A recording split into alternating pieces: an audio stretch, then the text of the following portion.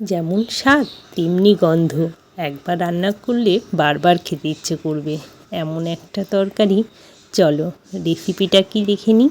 নমস্কার বন্ধুরা, আজকে যে রান্নাটা তোমাদের সাথে শেয়ার করতে চলেছি সেটা হলো কাঁঠালের বীজ দিয়ে আলু দিয়ে তরকারি। খেতে দুর্দান্ত লাগে।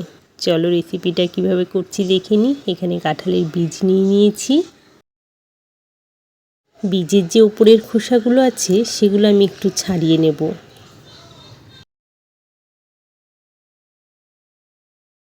দেখো ঠিক এই রকম সবগুলো খোসা আমার ছাড়ানো হয়ে গিয়েছে। এখন এগুলোকে আমি দুফালি করে কেটে নেব।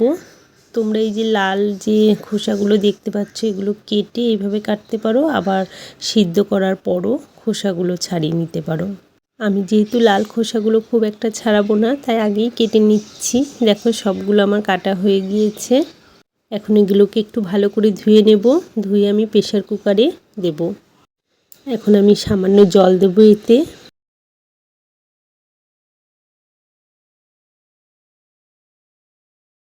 কাঁঠালের বীজগুলো এমন করে দেব যাতে একটু জলে ডুবে থাকে। কাঁঠালের বীজগুলো দিয়ে আমি প্রেসার কুকারে দুবার সিটি দেব, কারণ বেশি সিটি দিলে এটা সিদ্ধটা বেশি হলে ভালো লাগবে না।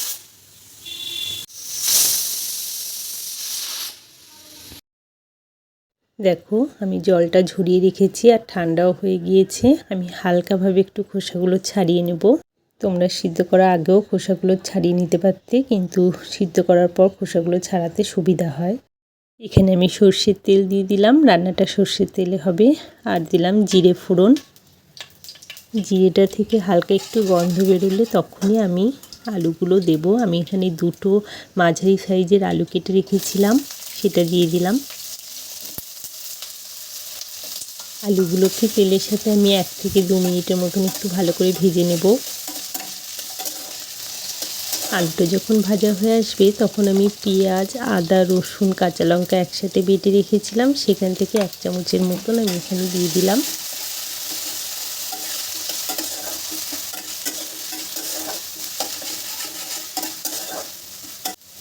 হলুদ আর লবণটাও দিয়ে দেব।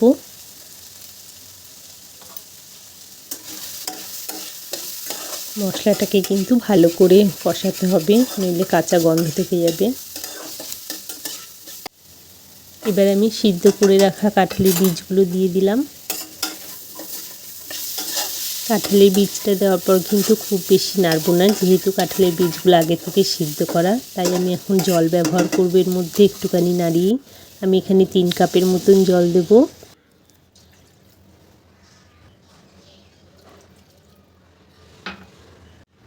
তরকারিটা ভালো করে একটু নাড়িয়ে তারপর 2 থেকে 3 মিনিটের মতন এটা একটু ঢাকা দেব।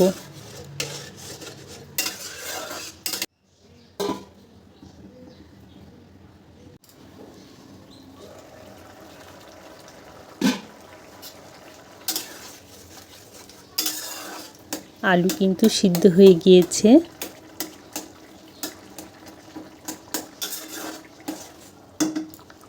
এখন এর মধ্যে আমি টমেটো দিলাম। টমেটোটা তরকারিটা যখন অনেকটা হয়ে আসবে তখন দেওয়াটাই ভালো। তরকারিটা আমি আর ঢাকা দেব না, এইভাবে 1 মিনিট ফুটতে দেব। দেখো জলটা কতটা শুকিয়ে গিয়েছে আর তরকারিটা অনেকটাই মাখা মাখা হয়ে এসছে। তোমরা যারা ঝাল খেতে পছন্দ করো তারা একটু উপর দিয়ে কাঁচা লঙ্কা দিতে পারো। আমি একটু কাঁচা লঙ্কা দিয়ে দিলাম এর মধ্যে। খুব সামান্য পরিমাণ একটু চিনি দিলাম।